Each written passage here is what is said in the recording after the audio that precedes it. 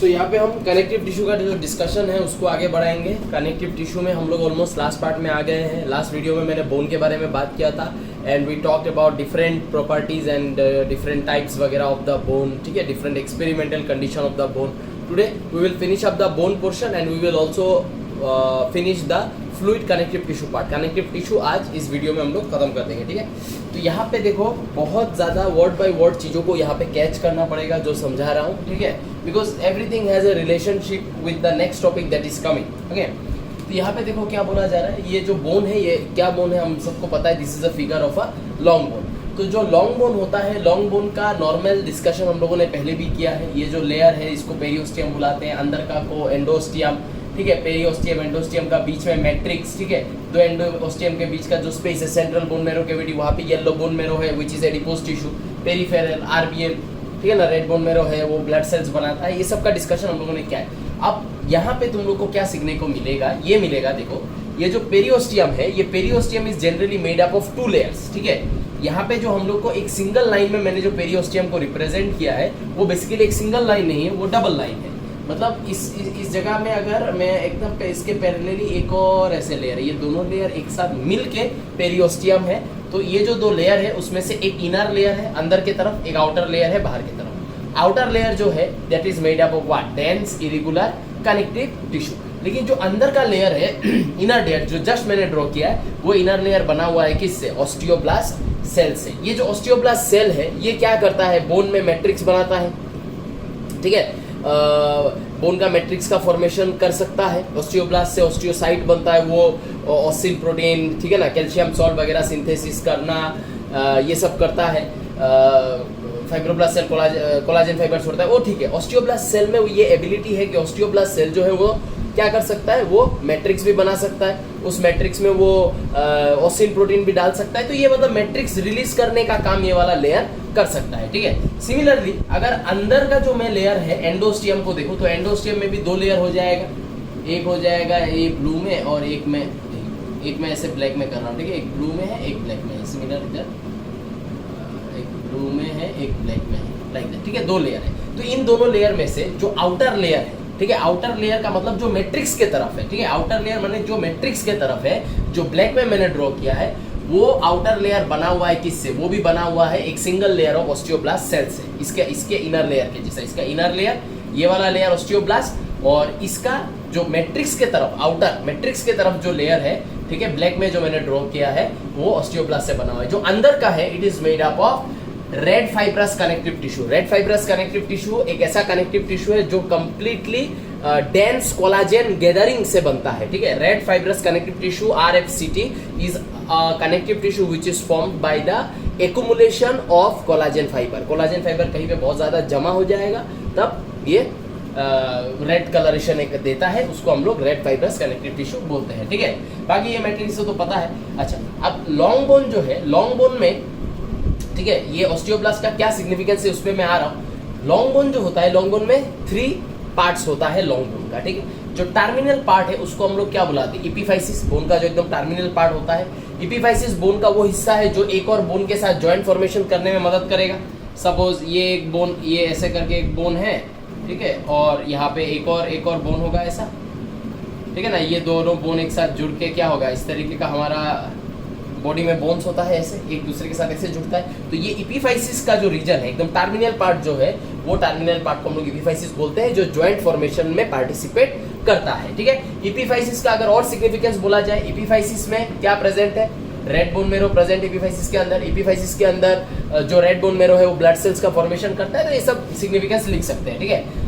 अच्छा, इपीफाइसिस का नेक्स्ट जो रीजन है उसको हम लोग क्या बुलाते हैं, we call it metaphysis. Metaphysis जो रीजन है उसमें प्लेट पाया जाता है, जिस प्लेट का नाम क्या है, इपीफाइसियल प्लेट। ये प्लेट भी ऑस्टियोब्लास्ट सेल से बना हुआ है। So this plate is also made up of osteoblast. ये अंदर का लेयर ऑस्टियोब्लास्ट, उसका भी जो आउटर लेयर है वो ऑस्टियोब्लास्ट, ठीक है। और उसके बाद हमको पता है जो मैट्रिक्स में भी मैंने ड्रॉ करके तुम लोग को दिखाया था लेमिली, उसमें भी ऑस्टियोब्लास्ट मार्जिन्स में प्रेजेंट है। तो ये सीन है अभी इसके अंदर का, ठीक है।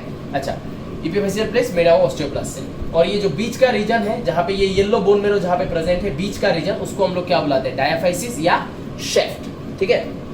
डायाफाइसिस या शेफ्ट बुलाते हैं इस वाले रीजन को, जिस रीजन में हमारा येलो बोन मेरो है ठीक है ना, उसको हम लोग डायफाइसिस या शेप बुलाते हैं। Now what is the significance of ये अंदर का वाला लेयर जो ऑस्टियोब्लास्ट सेल से बना हुआ है, उसका आउटर लेयर जो ऑस्टियोब्लास्ट से बना हुआ है, ठीक है, एंड ये एपिफाइसियल प्लेट, इनका क्या सिग्निफिकेंस है? ये ऑस्टियोब्लास्ट क्या करता है? देखो ये जो ऑस्टियोब्लास्ट का लेयर है, ये ऐसे करके क्या करेगा, टुवर्ड्स द मैट्रिक्स सीक्रेट करेगा क्या, ग्लाइकोप्रोटीन, म्यूकोपॉलीसैकेराइड। ये जो लेयर है ये भी इस तरफ क्या करेगा, सीक्रेट करेगा क्या, म्यूकोपॉलीसैकेराइड, ग्लाइकोप्रोटीन। उसकी वजह से क्या होगा, ये जो बोन है ये बोन गट में ग्रो होगा कि नहीं, बोन का जो विड्थ है वो विड्थ बड़ा हो जाएगा कि नहीं, क्योंकि मैट्रिक्स बड़ा होगा, ठीक है ना, क्योंकि ये उस तरफ रिलीज कर रहा है, ये इस तरफ रिलीज कर रहा है, मतलब मेनली ये दोनों लेयर क्या हो रहा है, टुवर्ड्स द मैट्रिक्स रिलीज कर रहा है। तो मैट्रिक्स बड़ा होगा तो बोन का जो थिकनेस है वो थिकनेस बढ़ेगा। एंड ये जो एपिफाइसियल प्लेट है, ये एपिफाइसियल प्लेट क्या करता है, ये भी इस डायरेक्शन में, क्योंकि इस तरफ तो रेड बोन मैरो ने पूरा जगह ले लिया, तो इस डायरेक्शन में ये ऑस्टियोब्लास्ट का जो प्लेट है ये भी क्या करता है, मैट्रिक्स का सिक्रेशन करता है, जिसके वजह से बोन क्या होगा, लॉन्ग होगा, ग्रोथ करेगा, ठीक है ना। That is why it is said that growth of bone is क्या, बाई डायरेक्शनल। क्योंकि यहाँ पे हम लोग बाई डायरेक्शनल देख रहे हैं कि नहीं, एक हो रहा है लेंथ में और एक हो रहा है विड्थ में। ये जो लेयर और ये जो लेयर सीक्रेट कर रहा है उसके वजह से विड्थ बढ़ रहा है, और ये दोनों जो सीक्रेट करेगा, ये भी इस तरफ सीक्रेट करेगा, ये वाला प्लेट ये भी इस तरफ सीक्रेट करेगा, उसकी वजह से बोन क्या होगा, लंबा हो जाएगा। तो growth of the bone is by directional, ठीक है, ये कर रहा है इधर और वो कर रहा है लंबा, एक विड्थ बढ़ा रहा है, एक लेंथ बढ़ा रहा है। बट प्रॉब्लम इज दैट ये जो एपिफाइसियल प्लेट है, ये एपिफाइसियल प्लेट हमारे बॉडी में till we reach near about 20, ठीक है ना, तब तक 18-20, जब तक उस एज तक क्या होता है, ये ऑस्टियोब्लास्ट का जो प्लेट है, जिसको हम लोग एपिफाइसियल प्लेट बोल रहे हैं, जो मेटाफाइसिस में है, ये प्लेट रहेगा किसके अंदर, बोन के अंदर, ठीक है। एक बार ये प्लेट डिस्ट्रॉय हो जाए उसके बाद बोन का लंबा में ग्रोथ होना रुक जाता है, ठीक है ना। एंड इसलिए हम लोग को बोलते हैं एक सर्टेन एज के बाद और कोई लंबा नहीं होता, एक पर्टिकुलर एज तक ही लंबा होता है। तो लंबा तब तक होगा जब तक ये मेटाफाइसिस है और जब तक उस मेटाफाइसिस में एपिफाइसियल प्लेट है। जब हम लोग 20-21 पहुंचते हैं तो हमारा metaphysis as well as epiphyseal plate destroy हो जाता है, डीजेनरेट हो जाता है, ठीक है। तो 20-21 के बाद से बिकॉज ये वाला प्लेट डीजेनरेट हो जाएगा तो बोन का जो लंबाई में ग्रोथ है वो रुक जाएगा, ठीक है। उसके बाद बोन सिर्फ ग्रो होगा, तो कैसे ग्रो होगा, सिर्फ इस डायरेक्शन में ग्रो होगा, ठीक है, सिर्फ मैट्रिक्स का ही ग्रोथ होगा।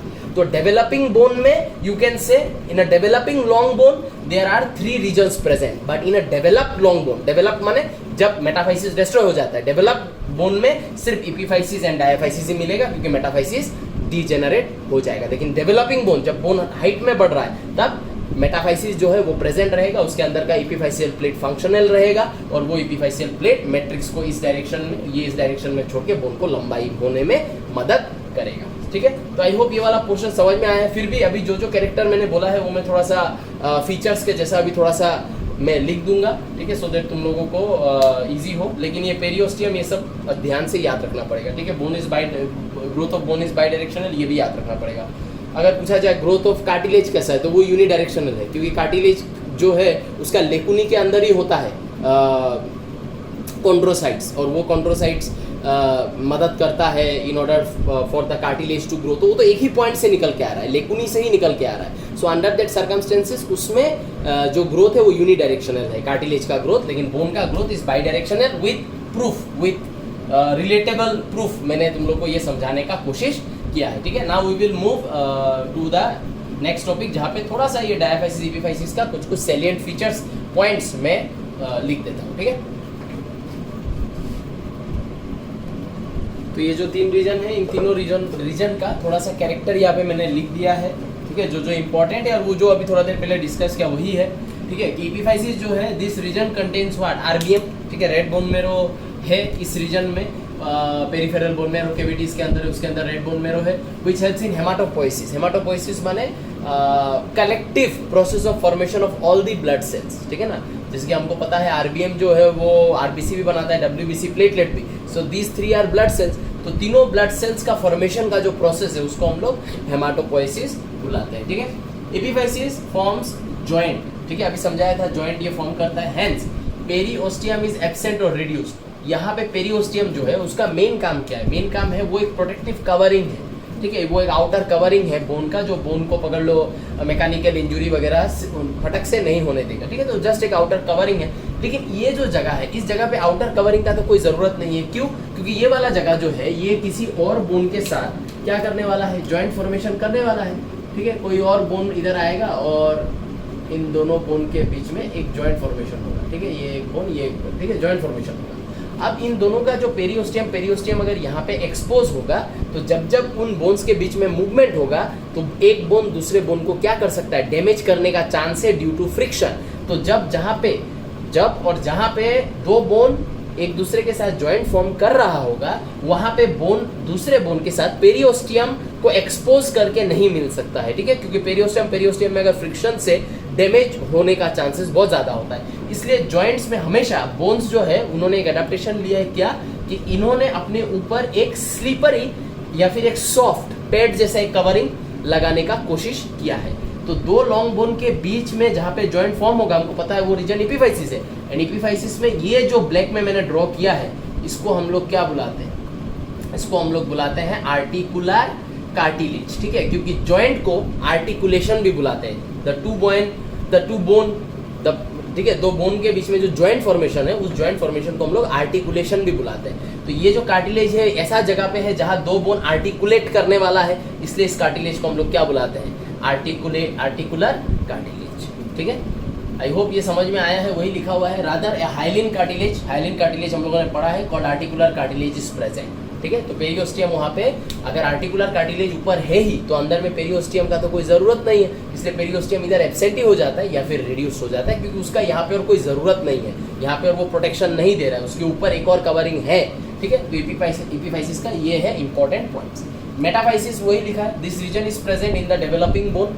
ठीक है, और बोन को लेंथ में बड़ा होने में मदद करता है। As after reaching a certain stage this region degenerates, ये रीजन जो है ये चला जाएगा, इसके एपिफाइसियल प्लेट डिस्ट्रॉय हो जाएगा अलोंग विद एपिफाइसियल प्लेट। उसके बाद से बोन सिर्फ गट में बड़ा होगा, लेंथ में नहीं होगा, विड्थ में बड़ा होगा, लेंथ में नहीं होगा। ठीक है, last diaphysis, this region contains, diaphysis region अभी दिखा तो उस रीजन में क्या प्रेजेंट है, हेवर्शियन सिस्टम। मैट्रिक्स काट के देखा था, हेवर्शियन सिस्टम उसमें है। ठीक है, येलो बोन मेरो है in the central bone marrow cavity. ठीक है, this region is covered by periosteum, यहाँ पे पेरियोस्टियम का कवरिंग रहेगा क्योंकि ये कहीं पे भी फ्रिक्शन उक्शन नहीं करने वाला है। ठीक है, ये रीजन जो है ये एक्सपोज्ड है तो इसमें पेरियोस्टियम का कवरिंग चाहिए। अगर आज यहाँ पे आर्टिकुलर कार्टिलेज नहीं होता तो पेरियोस्टियम भी होता, लेकिन जॉइंट्स में एक सॉफ्ट कशनिंग का जरूरत है, इसलिए ऊपर आर्टिकुलर कार्टिलेज आया। जैसे ही आ गया पेरियोस्टियम का सिग्निफिकेंस खत्म हो गया, पेरियोस्टियम धीरे धीरे एब्सेंट या रिड्यूस्ड हो गया, लेकिन ये सब जगहों में प्रेजेंट है और फुल्ली फंक्शनल लेवल पे ही प्रेजेंट है। ठीक है, सो आई होप ये वाला पोर्शन समझ में आया है। Moving on to the next part. तो यहाँ पे देखो, अभी हम लोग टाइप्स ऑफ बोन डिस्कस करेंगे। दो बेसिस, ये पहला बेसिस है, इसके बाद एक और बेसिस आएगा। दो बेसिस पे टाइप्स ऑफ बोन डिस्कस करेंगे। तो पहला जो बेसिस है वो है on the basis of haversian system, किसमें प्रेजेंट है किसमें एब्सेंट है, उसी के बेसिस पे हम लोग ये डिस्कशन कर रहे हैं। Compact bone is one type, spongy bone is another type. ठीक है, तो ये जो कंपैक्ट बोन है ये क्या है, कौन सा बोन को हम लोग कंपैक्ट बोन बोलते हैं, diaphysis region of long bone. जो लॉन्ग बोन का डायफाइसिस शेफ्ट पार्ट है उसी को सिर्फ हम लोग कंपैक्ट बोन बुलाते हैं। स्पॉन्जी बोन किसको बुलाते हैं, epiphysis region of long bone, जो एंड पार्ट है लॉन्ग बोन का, epiphysis part of long bone, उसको हम लोग बुलाते हैं शॉर्ट एंड स्मॉल बोन्स को हम लोग स्पॉन्जी बोन बुलाते हैं। और क्या डिफरेंस है, कंपैक्ट बोन में येलो बोन मेरो है, स्पॉन्जी बोन में रेड बोन मेरो है। ठीक है, yellow bone marrow red bone मेरो क्या फंक्शन करता है नहीं करता है हम लोग ऑलरेडी डिस्कस कर चुके हैं। जो diaphysis region of the long bone है, जो कंपैक्ट बोन है, उसमें हेवर्शियन सिस्टम प्रेजेंट है। कैसे प्रेजेंट है, मैट्रिक्स काट के हम लोगों ने पूरा डिटेलिंग में देखा है। इसमें हेवर्शियन सिस्टम एब्सेंट है। ठीक है, ये जो डायफाइसिस वाला पार्ट जो है उसमें, ठीक है, डायफाइसिस वाला जो पार्ट है उसमें हेवर्शियन सिस्टम प्रेजेंट है, जिसका सिग्निफिकेंस है उसके through blood vessel, nerves, lymphatic vessel ये सब रन करता है। लेकिन जो हमारा ये वाला रीजन है जिसको हम लोग एपिफाइसिस, हम लोग जिस रीजन को हम लोग बुलाते हैं, तो इस एपिफाइसिस रीजन में हमको पता है यहाँ पे पूरा रेड बोन मेरो है। ठीक है, लेकिन इस तरीके का अंदर में कुछ प्लेट प्रेजेंट है, इरेगुलर बोनी प्लेट कॉल्ड ट्रेबेकुली। ठीक है, इसका सिग्निफिकेंस क्या है, देखो यहाँ पे रेड बोन मेरो है, इस रेड बोन मेरो ने बोले आरबीसी बनाया, डब्ल्यूबीसी बनाया, प्लेटलेट बनाया। इन सेल्स को बना के इन सेल्स को ब्लड में डालना भी तो पड़ेगा, ब्लड वेसल के अंदर डालना भी तो पड़ेगा। कैसे डालेगा, यहाँ पे हमको पता है ऐसे, ये हो गया हमारा येलो बोन मेरो, ये हमारा मैट्रिक्स है। इस मैट्रिक्स में हेवर्शियन सिस्टम प्रेजेंट है, तो इस मैट्रिक्स में हम लोग क्या देखेंगे, इस मैट्रिक्स में इस तरीके का हेवर्शियन कैनल ऐसे प्रेजेंट होगा, इस ये एक हेवर्शियन कैनल कंसीडर कर लेते हैं। इस हेवर्शियन कैनल जो मैंने यहाँ पे ड्रॉ किया है, ठीक है, ये हेवर्शियन कैनल से क्या होगा, इस तरीके से ब्लड वेसल निकलेगा और वो ब्लड वेसल इन ट्रेबेकुली ने जो स्पेसेस बनाया है उन स्पेसेस के थ्रू ये क्या हो जाएगा, रेड बोन मेरो में इस तरीके से फैल जाएगा। तो बिकॉज ये रेड बोन मेरो में इस तरीके से फैल सकता है, that is due to what, due to the presence of trabeculae. Trabeculae के वजह से ही ये ऐसे फैल सकता है। और जब जब ये रेड बोन मेरो कोई ब्लड सेल्स बनाएगा, वो ब्लड सेल्स को ये रेड बोन मेरो इस ब्लड वेसल के अंदर डाल देगा, जो यहाँ का जो डायाफाइसिस का हेवर्शियन सिस्टम का जो स्पेस है, वहाँ पे जो ब्लड वेसल रन कर रहा है वो ऐसे रन करके आके ऐसे करके फैल जाएगा और trabeculae will provide the necessary area to run through the epiphysis region in order to collect the blood cells from the red bone marrow। ठीक है, तो ये है एक डिफरेंस पहला बेसिस का। अब चलते हैं सेकंड बेसिस पे। ठीक है, अच्छा, इसके पहले जो हम लोगों ने डिफरेंस डिस्कस किया है, उस डिफरेंस में तुम लोग एक और चीज भी लिख के रख सकते हो, जैसे कि जो स्पॉन्जी बोन है, spongy bone is also called as cancellous bone, CANCELLOUS। Spongy bone is also called as cancellous bone. And अगर एक और डिफरेंशिएटिंग वाला पॉइंट अगर ऐड करना है तो डायग्राम में देखा ही है, ट्रेबेकुली एक में प्रेजेंट है, एक में एब्सेंट है। जो कम्पैक्ट वाला रीजन है, कम्पैक्ट बोन जो है, डायाफाइसिस जो है, उसमें क्या मिलेगा हम लोगों को कि ट्रेबेकुली इज एब्सेंट, लेकिन जो एपिफाइसिस है ट्रेबेकुली इज प्रेजेंट। तो ना ये भी एक पॉइंट तुम लोग लिख सकते हो। एंड स्पॉन्जी बोन का एक और नाम कैंसेलस बोन है, याद रखना। अब हम लोग मूव कर गए हमारा टाइप्स ऑफ बोन में दूसरा बेसिस में। बेसिस यहाँ पे क्या है, on the basis of formation, कि बोन फॉर्म हमारे बॉडी में कैसे होता है, उस बेसिस पे अभी हम लोग डिस्कस करेंगे। ठीक है, उस बेसिस पे अगर मैं डिस्कशन शुरू करूँ, 4 टाइप ऑफ बोन हम लोग को मिलेगा। जो पहला है उसको हम लोग कार्टिलेज रिप्लेसिंग एंडोकॉन्ड्रियल बोन बुलाते हैं। ठीक है, ये बोन वही बोन है जो मैंने कुछ टाइम पहले तुम लोग को समझाया था कि पहले जब हमारा एंडोस्केलेटन बनता है तो बॉडी का मैक्सिमम एंडोस्केलेटन कार्टिलेजिनस होता है, फिर धीरे धीरे वो कार्टिलेज जो है वो बोन में कन्वर्ट हो जाता है। यहाँ पे हम लोग समझेंगे कि ऐसा कैसे होता है। फॉर एग्जाम्पल ह्यूमेरस, ये जो बोन है, ये आम का जो ये वाला बोन है, इस बोन को हम लोग ह्यूमेरस बोन बुलाते हैं। तो ये जो ह्यूमेरस बोन है, ये ह्यूमेरस बोन के बारे में कंसिडरेशन करते हुए इस चीज को समझते हैं कि रिप्लेसिंग वाला फिनोमिनन कैसे होगा। ठीक है, मान लेते हैं ये एक, ठीक है ना, ये एक ह्यूमेरस बोन है, लेकिन फिलहाल बोन नहीं है। जब फॉर्म हुआ था, व्हेन फॉर्म्ड, ठीक है, इट वाज अ कार्टिलेज। ठीक है, when formed it was a cartilage. जब पहली बार ये फॉर्म हुआ था तब ये कार्टिलेज था। कार्टिलेज अगर ये होगा तो इसके अंदर क्या होगा, इसके अंदर हम लोग को इस तरीके का लेकुनी मिलेगा, लेकुनी, क्योंकि कार्टिलेज के मैट्रिक्स में लेकुनी होता है। और उस लेकुनी के अंदर होता है क्या, उस लेकुनी के अंदर होता है फाइब्रोब्लास्ट सेल, हम लोगों ने पढ़ा है, जो फाइबर बनाता है। अनडिफरेंशिएटेड मेसेनकाइमल सेल, ठीक है, कार्टिलेज फॉर्मिंग सेल क्या करता है हम लोगों ने पढ़ा है। एक और सेल है जिसका नाम है कार्टिलेज ईटिंग सेल, मैंने बोला था, मैं बाद में बताऊंगा। ये जो कार्टिलेज ईटिंग सेल है, ये कार्टिलेज ईटिंग सेल का सिग्निफिकेंस क्या है। ये cartilage eating cell generally responsive होता है। ठीक है, यहाँ पे मैं लिख देता हूँ, cartilage eating cell is responsive towards क्या, टुवर्ड्स थायरोक्सिन। ठीक है, cartilage eating cell is responsive towards thyroxine during the early years of life, मतलब माँ के पेट के अंदर से लेके लाइक 0 to 2 ईयर्स का जो हमारा एज है, उस एज में हमारा जो कार्टिलेज ईटिंग सेल है वो है रेस्पॉन्सिव टुवर्ड्स थायरोक्सिन। ठीक है, तो ये अंदर में तो ये कार्टिलेज ईटिंग सेल बैठा हुआ है। इस कार्टिलेज ईटिंग सेल को ड्यूरिंग दिस पर्टिकुलर पीरियड, जब जब ये थायरोक्सिन आके इसको हिट करेगा, ये पर्टिकुलर सेल इनएक्टिव से बन जाएगा क्या, एक्टिव। ठीक है, जनरली ये इनएक्टिव रहता है ये सेल, लेकिन ड्यूरिंग दिस पर्टिकुलर पीरियड, ठीक है, ये सेल थायरोक्सिन के प्रति, थायरोक्सिन इज अ थायराइड, मतलब थायराइड ग्लैंड का रिलीज किया हुआ एक हार्मोन जो हमारा ग्रोथ के लिए बहुत इंपॉर्टेंट है। तो ये हार्मोन जब जब थायराइड ग्लैंड सिक्रेट करेगा, तो ड्यूरिंग दिस टाइम, इसके बाद होने से नहीं, ड्यूरिंग दिस टाइम ये थायरोक्सिन निकल के आएगा, आके ये जो कार्टिलेज ईटिंग सेल है उसको पुश करके एक्टिव कर देगा। जैसे ये सेल एक्टिव होगा, ये सेल क्या करेगा, ये cell releases corrosive enzyme CORRO, ठीक है, CORROSIVE, कोरोसिव एंजाइम कुछ रिलीज करता है। वो एंजाइम क्या करेगा, वो एंजाइम सेल्फ डिस्ट्रक्शन करता है। ये जो एरिया है इस एरिया को डिस्ट्रॉय कर देगा। ये वाला जो एरिया है इस वाले एरिया को मान लो खा लिया जाएगा, या ये वाला एरिया यहाँ से गायब हो जाएगा, ठीक है ना। जैसे ही गायब हो जाएगा, ठीक है, ये जो अनडिफरेंशिएटेड एम सेल है, ये अनडिफरेंशिएटेड एम सेल, ठीक है ना, ये तुरंत, ठीक है, डिफरेंशिएट करेगा, करके यहाँ पे बनाएगा क्या, ऑस्टियोब्लास्ट, ठीक है। सपोज यहाँ का जो लेकुनी था, उस लेकुनी का ये वाला एक्टिव हो गया, एक्टिव होके कुछ कोरोसिव एंजाइम रिलीज किया जिसने ये जगह खा दिया। यहाँ पे भी जो एक लेकुनी है, उस लेकुनी के अंदर ये प्रेजेंट होगा।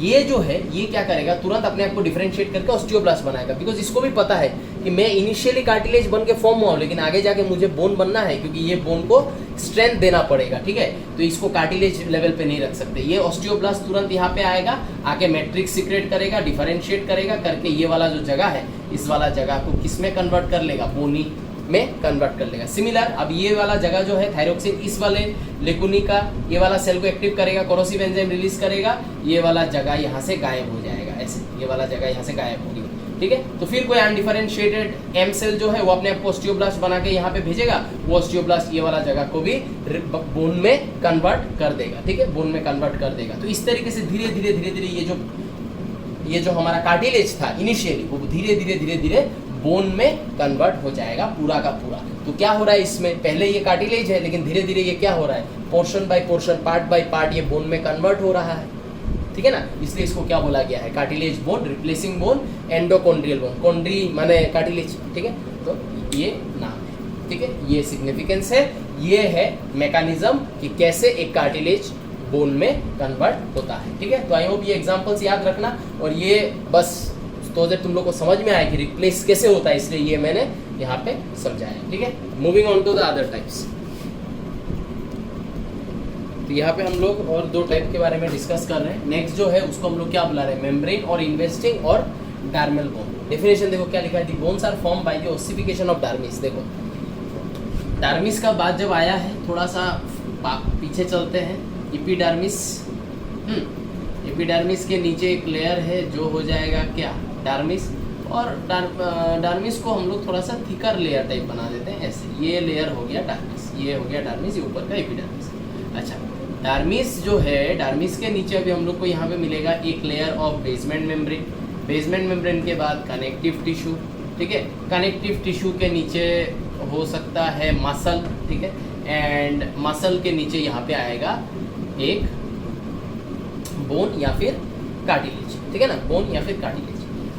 मान लेते हैं इनिशियली ये बोन नहीं है, इनिशियली ये एक कार्टिलेज है, ठीक है, लेकिन आगे जाके ये बोले ये कार्टिलेज जो है ये एक ऐसा जगह पे प्रेजेंट है, ठीक है, जहाँ पे हाई स्ट्रेंथ चाहिए, तो इस कार्टिलेज को क्या होना चाहिए, रिप्लेस होके क्या बनना चाहिए, बोन बनना चाहिए। लेकिन ये जो कार्टिलेज है, ये कार्टिलेज बोन में रिप्लेसिंग मैकेनिज्म के थ्रू कन्वर्ट नहीं हो सकता है। क्यों नहीं हो सकता है, इसका रीजन ये हो सकता है कि इसका जो कार्टिलेज ईटिंग सेल है, ये cartilage eating cell is non responsive towards thyroxine. Thyroxine के प्रति ये रेस्पॉन्स नहीं करता है, ठीक है। सो अंडर दैट सर्कमस्टेंसेस, अब ऐसा कभी हो सकता है बहुत सारा, जैसे कि हम लोग जब बच्चे रहेंगे, मदर के पेट के अंदर रहेंगे, तो तब भी तो हमारे ये पीना आएगा, लेकिन इस पीना का कार्टिलेज, ये कार्टिलेज है, अभी इसके अंदर का जो कार्टिलेज ईटिंग सेल है वो भी नॉन रेस्पॉन्सिव है टुवर्ड्स थायरोक्सिन।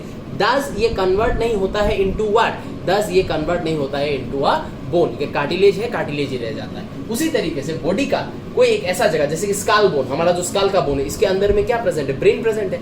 अब स्काल बोन जो है वो इनिशियली क्या है, एक कार्टिलेज है, लेकिन वो ब्रेन को प्रोटेक्ट कर रहा है, वो कार्टिलेज होने से नहीं होगा, उसको बोन बनना पड़ेगा, ठीक है। तो cartilage eating cell is non responsive इसका, तो ये अभी क्या करेगा, कैसे बोन बनेगा। तो इसने क्या जुगाड़ लगाया है, इसने जुगाड़ ये लगाया है कि ये जो कार्टिलेज है, ये कार्टिलेज, ये जो बीच का जो लेयर्स होता है, ठीक है, ये बीच के लेयर्स को एकदम रिड्यूस्ड कर देता है, ठीक है, एकदम रिड्यूस्ड कर देगा। और रिड्यूस्ड करने के बाद ये जो डार्मिस है, इस डार्मिस का वो वाला हिस्सा जो कार्टिलेज के तरफ है, इस वाले हिस्सा, जैसे कि ये डार्मिस का ऊपर का हिस्सा को छोड़ देगा, लेकिन जो नीचे का हिस्सा है विच इज टुवर्ड्स कार्टिलेज, उस हिस्सा में कैल्शियम सॉल्ट्स, ठीक है, एंड कोलाजन फाइबर, ये सब इस वाले डर्मिस के हिस्सा में पेनेट्रेट करेगा और करके ये वाला जो जगह है डर्मिस का, जो ये वाला जगह है, इसको कन्वर्ट कर देगा इनटू क्या, इसको कन्वर्ट कर देगा इनटू बोन। तो देखो definition, the bones are formed by the ossification of dermis. ये सब उन्हें घुस के इस डर्मिस को बोन बनाया। Process of bone formation is ossification, ठीक है, of the dermis invested over the pre formed cartilage, ठीक है। इसके ऊपर ये प्रेजेंट है, ये कार्टिलेज के ऊपर प्रेजेंट है ये बोन, ठीक है।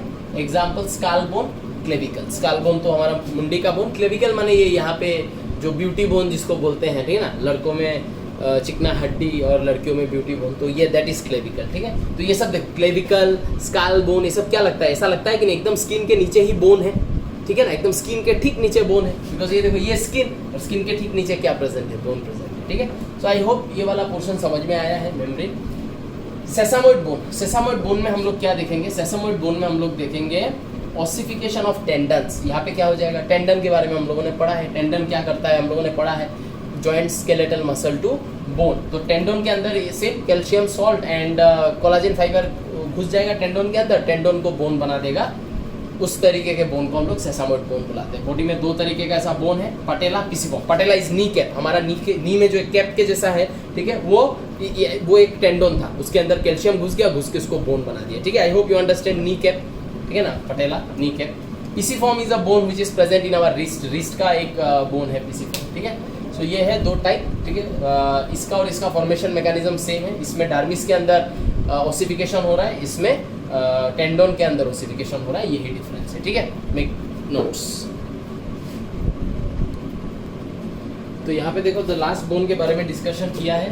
बोन का नाम है क्या, विसरल बोन। क्या करता है, व्हेन एनी बोन और इट्स पार्ट, ठीक है, एनी बोन और its part gets detach from the main framework माने एंडोस्केलेटन, ठीक है। मेन जो फ्रेमवर्क है, मेन जो हमारा अंदर का एंडोस्केलेटन है, उससे अगर बोन का कोई भी हिस्सा अगर टूट जाता है during the process of formation, ये अभी टूट के कहीं चला जाएगा ऐसा नहीं होगा, वो during the process of formation जब एंडोस्केलेटन बनता है तो एंडोस्केलेटन का कोई एक हिस्सा टूट के एम्ब्रायो के बॉडी के कहीं पे जाके पहुंच जाता है, ठीक है ना, and comes to lie inside और near by the visceral organs mostly, ठीक है। मेन बॉडी से बोले जब हमारा बॉडी का फॉर्मेशन हो रहा है, जब हम लोग एम्ब्रायो है तब बोले एंडोस्केलेटन पहले बना, उस एंडोस्केलेटन का कोई एक बोले बोन का टुकड़ा डिटैच हो गया और डिटैच होके बोले स्टोमक के साइड में आ गया। तो स्टोमक के साइड में आने के बाद वो क्या होगा, स्टोमक क्या है, visceral organ, visceral organ, viscera, it is present in the body cavity, viscera, visceral organ, उसके पास आके वो बोन वहाँ पे आके स्टैंड कर रहा है, क्या बोन हो गया, विसरल बोन हो गया, ठीक है।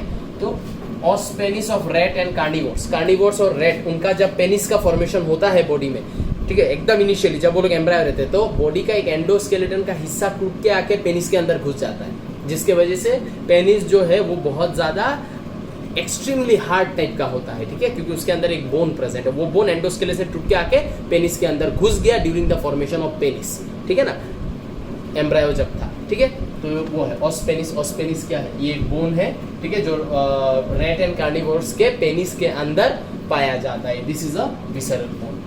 स्नाउट ऑफ पिग, पिग का स्नाउट देखा होगा, उस स्नाउट ऑफ पिग में भी एक बोन जब स्नाउट फॉर्म हो रहा था टूट के आके स्नाउट में घुस गया, ठीक है, और स्नाउट को स्टेबिलिटी दिया उस बोन ने। नाम क्या है, os rostralis, present in this snout of pig. तो ये भी क्या है, ये भी एक विसरल बोन है, ठीक है। तो यहाँ पे बोन का जितना भी डिस्कशन करना चाहिए था हम लोगों ने सब कर लिया है। लास्ट छोटा टॉपिक है फ्लूइड कनेक्टिव टिश्यू, उसके बाद खत्म, ठीक है। तो आई होप ये समझ में आया होगा। Make notes.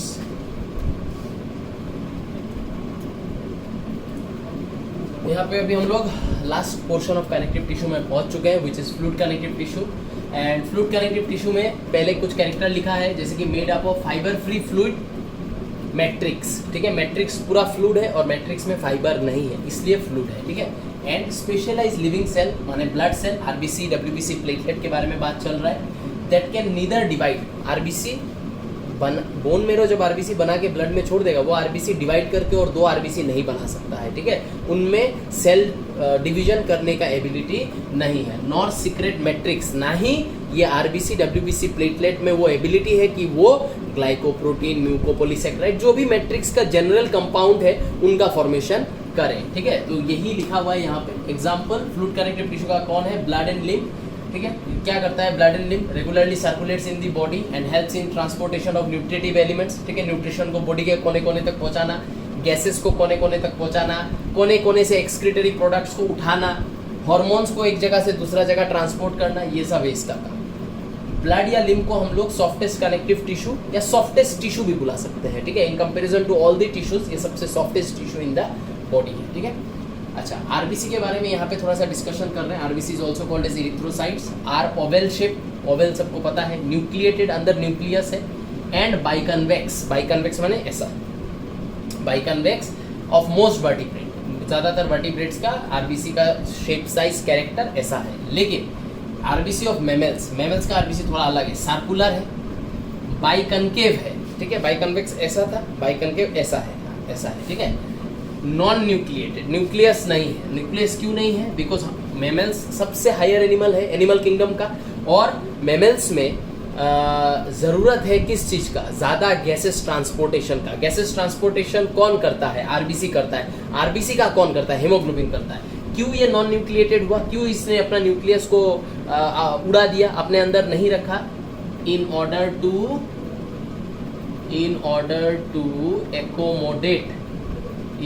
To accommodate more haemoglobin, ठीक है, सो दैट हीमोग्लोबिन को अपने अंदर ज़्यादा जगह दे सके, इसलिए इसने अपना न्यूक्लियस को ही हटा दिया। लेकिन इन्होंने नहीं हटाया बिकॉज इनका न्यूक्लियस रहने से भी काम चल जाएगा, क्योंकि इनका इतना ज़्यादा रेस्पिरेटरी डिमांड नहीं है। ऊपर से इन ऑर्गेनिजम्स का, मैमल्स को छोड़ के बाकी जो ऑर्गेनिजम्स हैं उनका आरबीसी का साइज इधर बहुत बड़ा है या फिर आरबीसी बहुत न्यूमेरस है, ठीक है। तो न्यूक्लियस, ठीक है, तीन चीज़ है।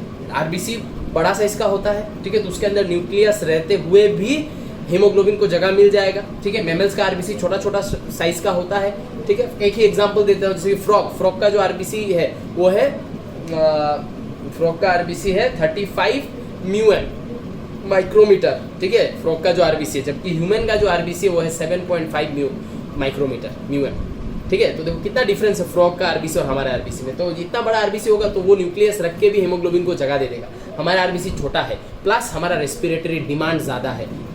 अंडर दैट केस न्यूक्लियस को हटाया गया, हीमोग्लोबिन को जगह दिया गया।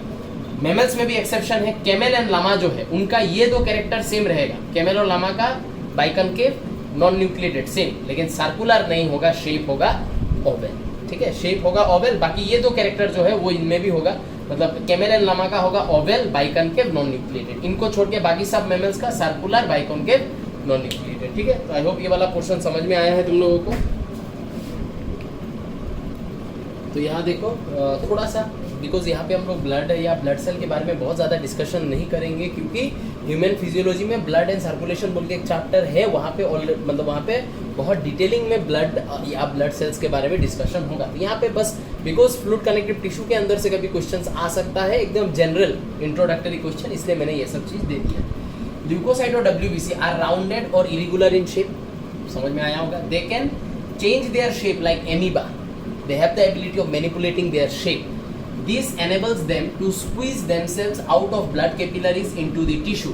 ये blood capillary है, blood capillary is lined by what? Squamous cells, endothelium. Squamous cell से अगर lining होगा तो pores होगा, ऐसे करके blood capillary में pores होगा।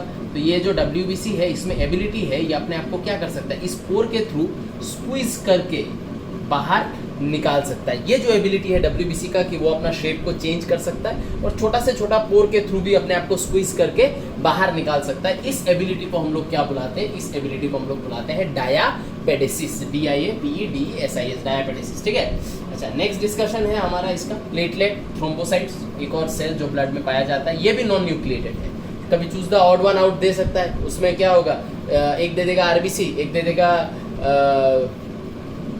RBC, एक दे देगा WBC, एक दे देगा प्लेटलेट। ऑप्शन 4 में दे देगा बोथ 1 and 2 या 1 and 3, ठीक है ना। तब तुम लोग को बोथ 1 and 3 करना पड़ेगा। बहुत लोगों को अगर ये नॉलेज नहीं है कि प्लेटलेट के अंदर भी न्यूक्लियस नहीं है, तो वो क्या करेगा, RBC देख के RBC मार देगा। लेकिन RBC WBC प्लेटलेट दिया, RBC में भी नहीं होता है, प्लेटलेट में भी नहीं होता है, ठीक है। लेकिन अभी अगर तुम लोगों को पूछ लिया choose the odd one out, ठीक है ना, या फिर अगर ऐसा पूछा गया कि फ्रॉग का RBC जो है, फ्रॉग का RBC में न्यूक्लियस होता है कि नहीं होता है, फ्रॉग का प्लेटलेट में न्यूक्लियस होता है कि नहीं होता है। इन केस ऑफ मैमल, मैमल का RBC के अंदर भी न्यूक्लियस नहीं रहता है और प्लेटलेट के अंदर भी न्यूक्लियस नहीं रहता है। तो in case of mammal there are 2 cell जिनके अंदर न्यूक्लियस नहीं है, ठीक है ना। लोअर एनिमल्स में सब सेल के अंदर न्यूक्लियस होगा। तो राउंड है, बाइकन्वेक्स, समझ में आया होगा, biconvex cells which are produced by giant bone marrow cell, ठीक है। इससे काफ़ी क्वेश्चन आता है। बेसिकली जो रेड बोन मेरो है वो एक जायंट बोन मेरो सेल का फॉर्मेशन करता है, और वो जायंट बोन मेरो सेल जिसका नाम है मेगाकारियोसाइट, ये फॉर्म करता है किसको, प्लेटलेट को। तो platelet is not directly formed from the red bone marrow. Red bone marrow forms a giant bone marrow cell called megakaryocyte, megakaryocyte forms the platelet, ठीक है। तो यहाँ पे हमारा कनेक्टिव टिश्यू का डिस्कशन खत्म होता है। नेक्स्ट क्लास से आई विल स्टार्ट मसल, ठीक है। चलो अच्छे से नोट बना लेना। Bye bye, take care, stay safe.